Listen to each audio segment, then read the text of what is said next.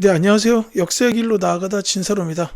이 시간에는 41회 한국사 능력검정시험 고급에 대한 해설 강의를 진행하겠습니다. 다소 어려웠던 시험으로 보이는데 1번부터 해설 강의 시작할게요. 가시대의 생활 모습으로 옳은 것은 해가지고 자, 여주 흔암리 선사 유적지 나와 있습니다. 가시대 한강 유역의 대표적 유적이래요. 특히 민무늬 토기 반달돌칼 나왔고 탄화된 쌀도 나와서 벼농사가 이루어졌다라는 사실까지 알 수 있다. 이렇게 나왔습니다. 자, 이런 거랑 관련된 키워드가 있는 시대는 바로 청동기 시대죠.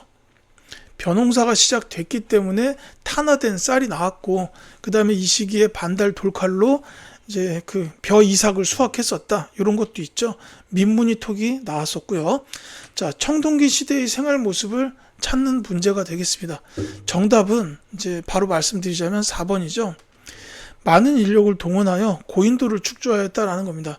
이 고인돌이 계급 발생의 증거예요. 이 고인돌은 굉장히 큰 돌을 갖다가 높은 사람의 무덤으로 쓴 거죠. 그러니까 그만큼 높은 계급의 무덤이라면 많은 인력을 동원해야만 그게 가능했다라는 그겁니다. 자, 동굴이나 가까이 막집에서 살았다. 요거는 구석기 시대. 계급이 없는 평등한 공동체 생활을 하였다. 요거는 신석기 시대로 보는 게 맞겠네요.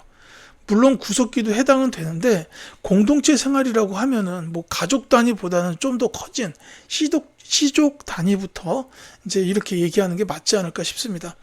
자, 오수전이나 화천 등 중국 화폐를 사용하였다. 철기 시대.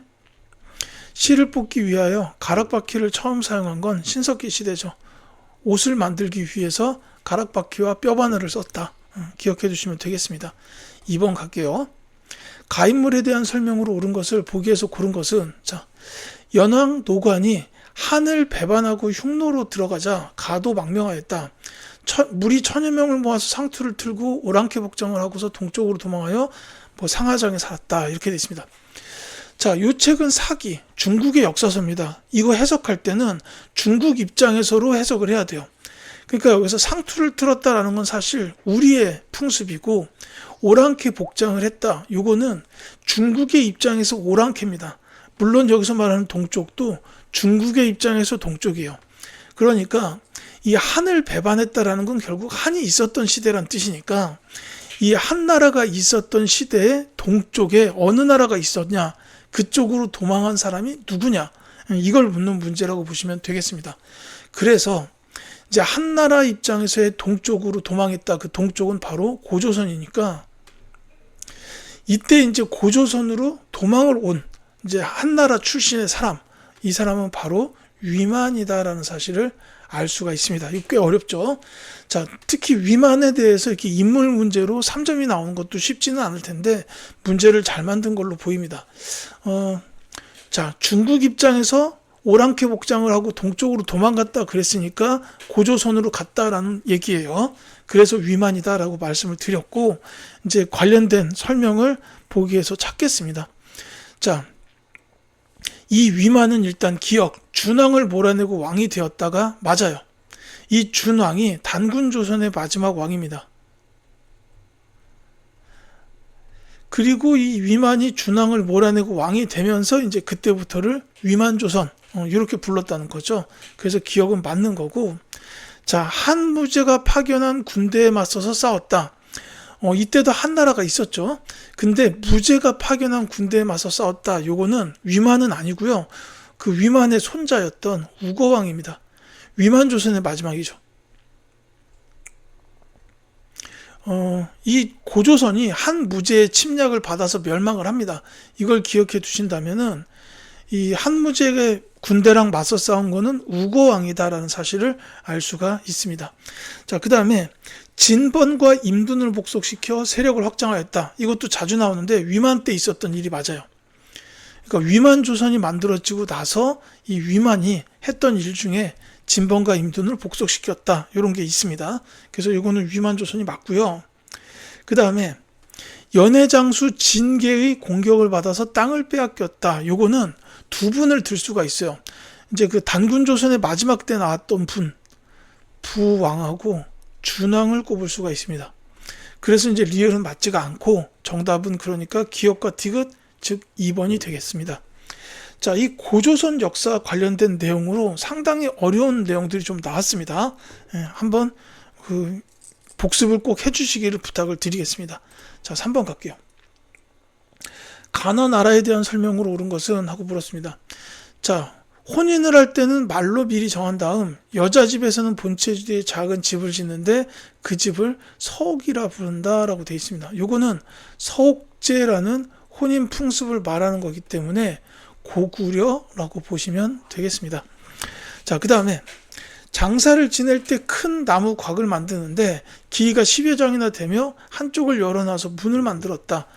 이제 모두 가매장을 해가지고 나중에 뼈만 추려서 곽 속에 안치하고 온 집 식구를 모두 하나의 곽 속에 넣어두는데 죽은 사람 숫자대로 나무를 깎아 생전 모습과 같이 만든다라고 되어 있습니다. 자, 요걸 가리켜서 그 가족 공동묘,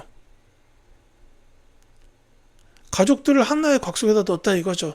그리고 뼈만 추려서 곽 속에다 안치한다는 말이 있어요. 요것도 이제 뭐 골장제라고도 해요. 이제 이런 장례의 풍습을 갖고 있던 나라는 옥저입니다. 그래서 가는 고구려, 나는 옥저 이렇게 보시면 되겠습니다. 자, 그 설명으로 옳은 걸 찾아라 그랬는데 어렵지는 않은 문제예요. 읽자마자 가가 고구려인데 대가들이 사자, 조이, 그 다음에 선인 거느렸다라는 겁니다. 요거 고구려 맞아요. 그래서 1번이 정답입니다. 대가들이 사자, 조이, 선인을 거느렸다. 이게 이제 고구려고요. 그 다음에 이제 주요 관제로 이제 상가, 대로, 패자, 고추가 이런 게 있고 지방의 장관으로는 욕살, 철여, 근지 등이 있었다. 뭐 이렇게 이제 통으로 좀 용어가 많지만 기억해 두시면 좋겠습니다. 자, 음락 간의 경계를 중시하는 체커가 있었던 나라는 동해죠. 그 다음에 도둑질한 자에게 12배의 변상, 요거는 부여입니다. 일책 12법이라고 부르죠. 철이 많이 생산되어 낙랑과 외에 수출하였다. 요거는 이제 사만 중에서도 변환을 뜻하고 이게 이제 금관가요로 이어집니다. 그 다음에 제사장인 천군과 신성지역인 소도가 존재하였다. 역시 사만이죠. 자, 4번 가겠습니다. 4번 가야죠. 예, 자, 가나라의 문화유산으로 옳은 것은 하고 물어봤습니다. 자, 고령군은 본래 가로 시조 이진아시 왕께서 왕에서 도설지 왕까지 모두 16대 520년간 이어졌던 곳이다. 자, 진흥왕이 공격하여 멸망시키고 그 땅을 군으로 삼았다. 경도강이 이름을 고쳐 지금에 이르고 있다라고 되어 있습니다. 자, 고령군 나왔고요. 그 다음에 시조 이진아시 왕 나왔습니다. 진흥왕이 공격해서 멸망됐다라는 거죠. 자, 이 나라는 바로 대가야입니다. 이제 고령군, 지금 경북 고령 쪽이죠. 이제 이진아시 왕이 건국했고 김수로 왕의 형으로 알려져 있죠. 이분이 건국을 했고 나중에 진흥왕 때 가서 멸망했다라는 겁니다. 법흥왕 때는 금관가야, 진흥왕은 대가야죠.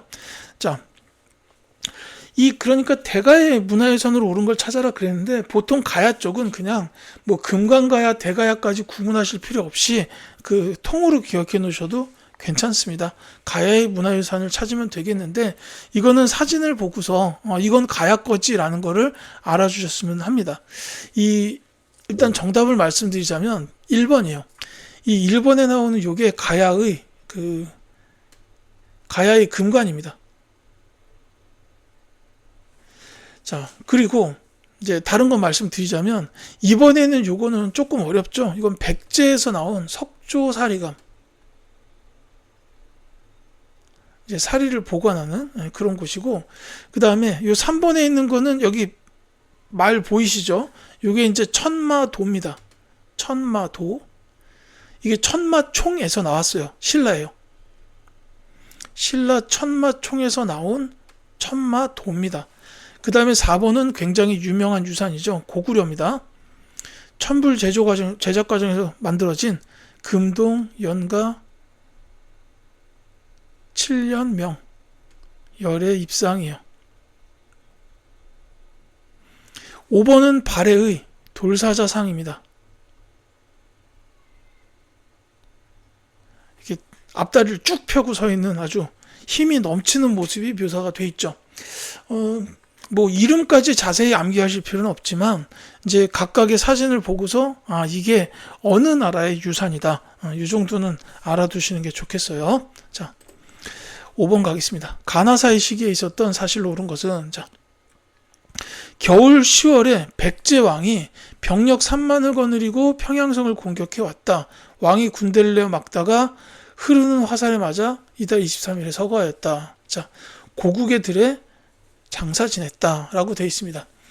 자, 여기서 말하는 고국, 이게 이제 눈여겨볼 만한 단어입니다. 백제 왕이 병력 3만을 거느리고 평양성을 공격했다 그랬죠. 이 왕은 근초고왕, 부여구 근초고왕이고요. 자, 평양성을 공격해 왔고 이때 말한 요 왕이 바로 이제 전사한 고국원 왕이 되겠죠. 자, 그 다음에 가을 7월에 고구려왕 거련이 몸소 군사를 거느리고 백제를 공격하였습니다. 백제왕 경이 아들 문주를 신라에 보내서 구원을 요청했는데 미처 도착하기도 전에 백제가 함락되었고 경 역시 피살되었다. 자, 이 경이 백제 왕이었죠. 자, 여기서 고구려 왕 거련이 백제를 공격했고 그 다음에 백제 왕이 죽었다, 이겁니다. 자, 백제 왕이 고구려 왕에게 죽은 거는 뭐냐면은 그 한성 함락 때 있었던 일이에요. 제가 이제 어제 그 76회 심화 해설 강의를 이제 당일에 바로 녹화를 했는데 거기서도 이 유사한 내용이 문제로 출제가 됐었던 것 같네요. 반갑습니다. 자, 한성이 함락되는 요 상황을 말하는데 따라서 여기서 거련은 장수왕, 그리고 백제왕 경은 계로왕입니다. 그 태자였던 문주, 바로 뒤에 나오는 문주왕이죠. 이 문주왕이 웅진으로 천도했던 그 왕이죠. 자, 가와 나사의 시기에 있었던 사실로 옳은 것은인데 이제 말씀드렸듯이 이때는 백제로 따지자면 근초고왕, 고구려로 따지자면 고국원왕이었어요. 그 다음에 이 나에 나오는 시기는 고구려의, 백제 먼저 쓸게요. 백제의 계로왕, 고구려로 장수왕이었습니다. 자, 이 사이 시기에 있었던 사실을 찾아라라는 건데, 정답을 먼저 말씀을 드리자면 4번이 정답이에요. 왜냐하면 이 후연을 공격하고 요동 땅을 차지하였다, 이게 언제 있었냐면 광개토 대왕 때입니다. 이 광개토 대왕은 이 시효 그대로 영토를 넓게 개척한 왕입니다. 그래서 특히나 이 광개토 대왕은 뭐 한강 이북 지역까지 차지한 것도 있고, 그 다음에 북쪽으로 굉장히 많이 영토를 넓혔어요. 그래서 요동 땅을 차지하고 후연을 공격했었다. 이게 이제 광개토 대왕의 영토 확장 활동 중 하나입니다. 자, 이게 이제 그러니까 고구려로 따지자면 고국 원왕과 장수왕 사이이기 때문에 여기 중간에 들어갈 수 있는 왕이 있다면 소수림 왕이랑 광개토 대왕 정도가 이제 그 한능검 시험에서 다뤄질 만해요. 그리고 이제 백제의 경우에는 근초고왕과 계로왕 사이에 어떤 일이 있었냐면 이제 한 분 정도가 간혹 나옵니다. 침류왕인데 불교를 도입한 분이에요. 그러니까 여기서 불교를 백제가 뭐 동진의 마라난타로부터 불교를 수용하였다, 이런 게 나오면은 그게 답이 될 수도 있다라는 얘기죠. 근데 여기서는 광개토 대왕의 영토 확장 활동이 사이 시기에 있었던 내용으로 나왔습니다. 자, 미천왕이 낙랑군을 몰아내었다. 요거는 4세기 초예요. 자, 당이 평양에 안동 도호부를 설치하였다. 요거는 고구려 멸망 직후에 있었던 일입니다. 자, 이문진이 유기를 감추린 신집을 편찬하였다. 요거는 7세기에 영양왕 시기에 있었던 일입니다. 그 을지문덕 장군이 살수대첩으로 수나라의 군대를 전멸시켰던 그 시기 정도로 보시면 돼요.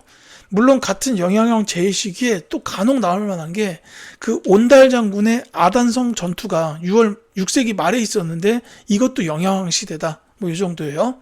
자, 관구검이 이끄는 위의 군대가 고구려를 침략하였다. 이거는 3세기의 동천왕 때다라고 보시면 되겠습니다. 동천왕이에요. 자, 다음 6번 가겠습니다. 가에서 마에 대한 설명으로 옳은 것은 하고 물어봤어요. 부여에서 만나는 백제의 발자취 해가지고 부소산성, 관북리 유적, 정림사지, 국남지 개인적으로 전부 이제 가보기를 추천드리는 곳입니다. 자, 능산리 고분군까지 나왔죠. 자, 각각의 설명에 대해서 옳은 거를 찾으라는 문제입니다. 자, 근데 이 선지 1번의 가가 조금 어려워요. 자, 재상을 선출하던 천정대가 있다라고 했는데 이 천정대가 부여는 맞아요. 부여는 맞는데 요 부소산성 맞은편에 있습니다. 천정대. 그래서 부소산성이 아니라 거기 맞은편에 있다라는 옳지 않습니다. 자, 백제 금동 대학로가 발굴되었다. 요것도 부여는 맞아요. 이게 이제 능산이 절터에서 나왔습니다. 그러니까 요 고분군 인근 지역에서 나왔어요. 관북리 유적지가 아닙니다. 자, 그 다음에 백제의 대표적인 5층 석탑이 남아있다. 이거 정림사지 5층 석탑이기 때문에 이거 다에 해당하는 게 맞아요. 다가 정림사지였죠. 그러니까 정림사지 5층 석탑이 맞습니다. 자, 그 다음에 라에서는 귀족들의 놀이기구인 나무주사위가 출토되었다라고 했는데 이 나무주사위는 주령구라고 불러요. 이제 14면체로 되어 있는 주사위인데 요 주령구라고 부르는데 요거는 신라의 문화유산이에요. 경주에서 나왔습니다. 자, 그 다음에 무령왕 부부의 무덤이 발견되었다. 이거는 여기 삽이 부여가 아니라 웅진이죠. 공주지역 무령왕릉 그쪽입니다. 이 무령왕이 웅진 백제시대의 중흥을 이끌었던 왕이죠. 자, 이렇게 보시면 되겠고, 자, 그 다음에 7번 가겠습니다. 자, 다음 인물에 대한 설명으로 옳은 것은 하고 나왔어요. 자, 수로왕의 12대손, 화랑이 되어서 용화 향도를 이끌었고 비담과 염종의 반란을 진압했고 무열왕의 딸인 지소와 결혼했고 삼국통일에 기여했다. 그냥 기여한 것도 아니고 크게 기여했습니다. 자, 여기서 알 수 있는 중요한 키워드는 뭐냐면 수로왕의 12대손, 그러니까 그 금관가야 계통의 인물이다라는 거랑 비담과 염종의 반란을 진압했다라는 사실입니다. 자, 이분은 바로 김유신 장군이에요. 자, 이 김유신 장군에 대한 설명으로 옳은 걸 찾아라 라고 했습니다. 이건 정답이 바로 나오죠. 김유신이라는 사실만 알았으면 정답 찾는 건 어렵지 않습니다. 4번이에요.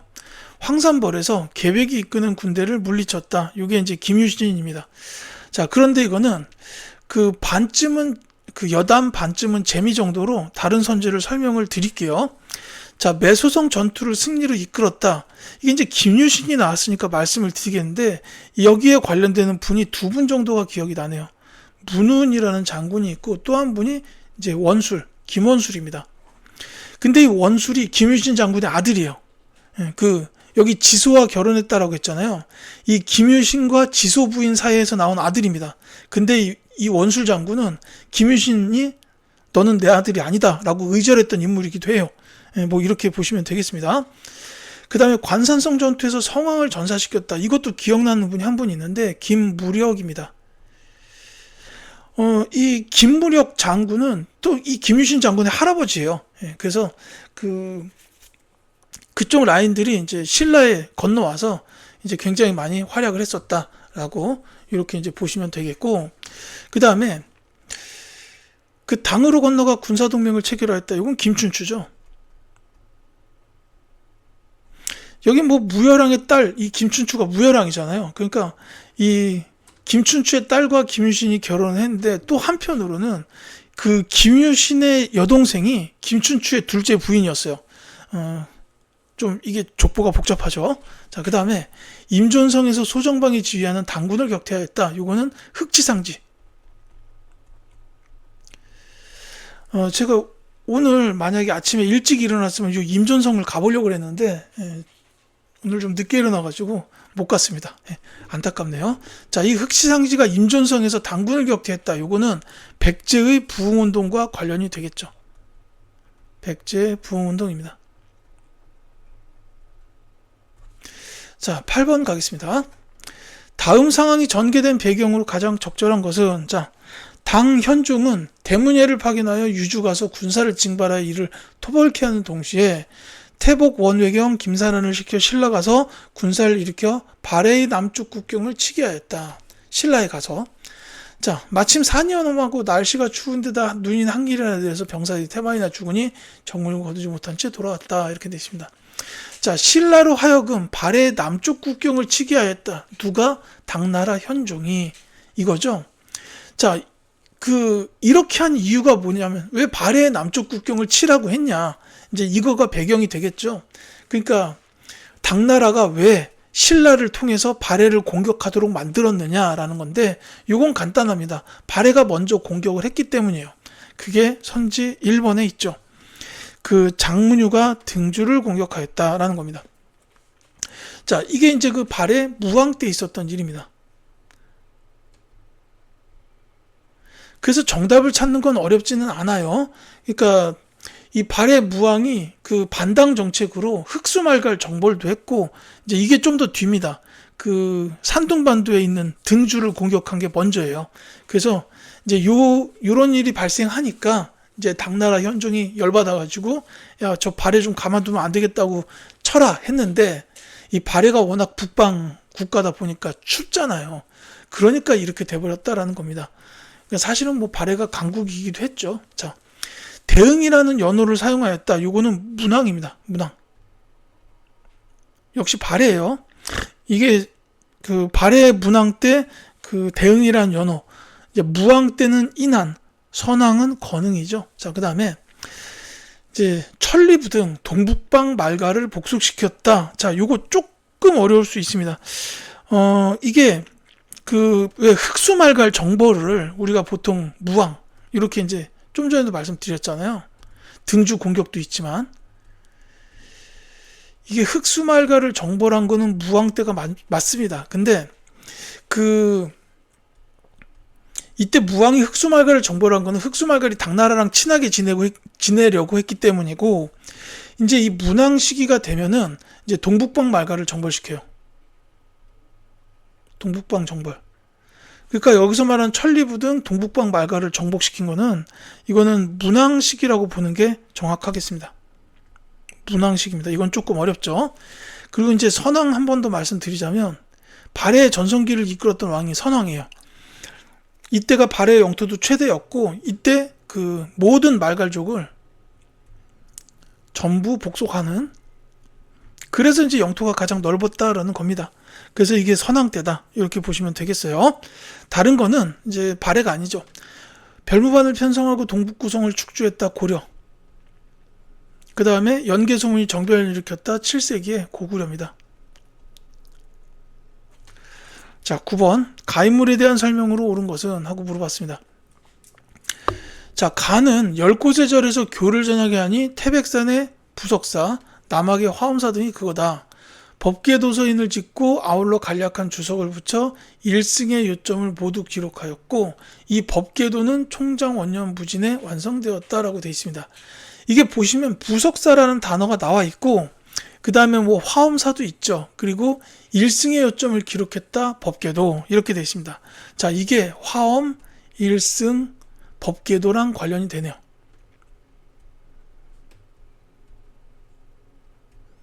그래서 이게 의상대사입니다. 그러니까 삼국이 통일되던 그 시기에 승려 중에서 한 분인 의상. 어제 했던 76회 심화에서도 의상대사가 나왔는데 마찬가지죠. 자, 그래서 기출문제 풀이가 중요하다는 겁니다. 자, 어쨌거나 이 의상대사에 대한 설명으로 이제 옳은 걸 찾아라 그랬는데, 이 의상대사 하면은 이제 화엄사상하고 관음신앙, 그 다음에 이제 부석사 창건, 요게 이제 여기 있죠. 화엄 일승 법계도도 중요하고요. 자, 그래서 정답이 5번입니다. 현세의 고난에서 구제받고자 하는 관음신앙을 강조하였다. 요게 의상대사입니다. 자, 다른 거 말씀을 드릴게요. 황룡사 구축목탑의 건립을 건의하였다. 요거는 자장대사입니다. 선덕유황식이죠. 무예가를 지어서 불교 대중화에 노력하였다. 원효대사. 보현시원가를 지어서 불교 교리를 전파하였다. 균여대사고요. 즉, 이 균여대사는 고려 광종 때 활동했던 스님이라고 보시면 되겠습니다. 인도와 중앙아시아를 다녀와서 왕 오천축 국전을 남겼다. 요거는 해초 스님입니다. 8세기 정도에 계셨던 분이에요. 자, 10번 가겠습니다. 가나사의 시기에 있었던 사실로 옳은 것은 해가지고, 자, 3월에 웅천주 도덕 헌창이 아버지 주원이 왕이 되지 못함을 이유로 반란을 일으켰다라고 되어 있죠. 자, 김원창의 난입니다. 자, 진성왕 3년 나라 안의 모든 주군에서 곡물과 부세를 보내지 않아 창고가 비고 재정이 궁핍해지니까 원종애노 등이 사벌주를 근거지로 반란을 일으켰다라고 되어 있습니다. 이게 이제 뭐 원종애노의 봉기, 보통은 이렇게 부릅니다. 이게 이제 진성여왕 시기예요.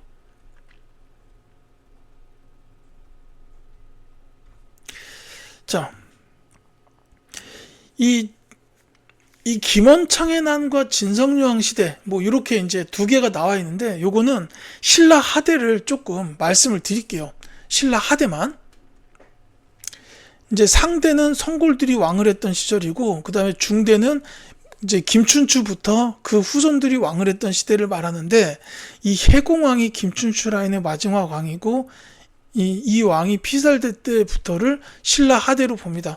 물론 이제 그 멸망까지가 되겠죠. 근데 요 중간쯤에 보면은 두 가지 일이 붙어 있어요. 뭐냐면은 김원창의 난, 그 다음에 그 청해진 설치. 이 두 일이 이제 5년, 6년 정도의 시간 차이가 있습니다. 그래서 이제 김원창의 난이 먼저, 그 뒤에 청해진 설치가 바로 이어져요. 요 중간쯤에 요 일이 있었다고 보면 되겠고, 요걸 가지고서 이제 이걸 이렇게 제가 구분한 이유는 뭐냐면은 이때부터 호족이 등장을 해요. 이 청해진 설치한 장보고가 최초의 호족이잖아요. 그래서 이제 이 청해진 설치를 기점으로 해서 이후부터 이제 진골의 왕권 다툼이 더 심해집니다. 물론 이때도 진골 왕권 다툼은 있었어요. 근데 이때 더 심해지고, 이제 이때부터 굉장히 그 왕권 다툼도 심해지고, 호족들도 성장하고, 민중 봉기도, 이제 민중들도 살기 힘들어지고, 이게 이제 본격적으로 이때 하대 중에서도 더 말기, 요때 있었던 일이다라고 보시면 되겠습니다. 자, 이거랑 관련된 게 지금 선지에 있습니다. 4번이 정답이에요. 장보고가 청해진을 거점으로 반란을 도모했다. 그러니까 김원창이 난 이후에 청해진이 설치됐고, 그 한참 뒤에 장보고가 반란을 도모했었다라는 겁니다. 이제 물론 이것 때문에 그 권력 다툼에 휘말려서 결국 이제 죽임을 당하게 되죠. 자, 왕명으로 거칠부가 국사를 편찬하였다. 요거는 진흥왕 시대이기 때문에 상대입니다. 왕의 장인인 김음돌이 반란을 일으켰다. 신문왕 재위식이기 때문에 중대죠. 자, 그 다음에 병부 등을 설치하여 지배체제를 정비하였다. 요거는 법흥왕입니다. 관리들에게 관료전이 지급되고 노급이 폐지되었다. 역시 신문왕. 대표적인 업적이죠. 자, 그러니까 중대 초기만 하더라도 왕권이 굉장히 강했습니다. 해공왕 피살을 계기로 해서 왕권이 약해지기 시작했다라는 거죠. 자, 이렇게 해가지고 10번까지 설명을 마치고 11번부터는 다음 영상으로 이어드리도록 하겠습니다.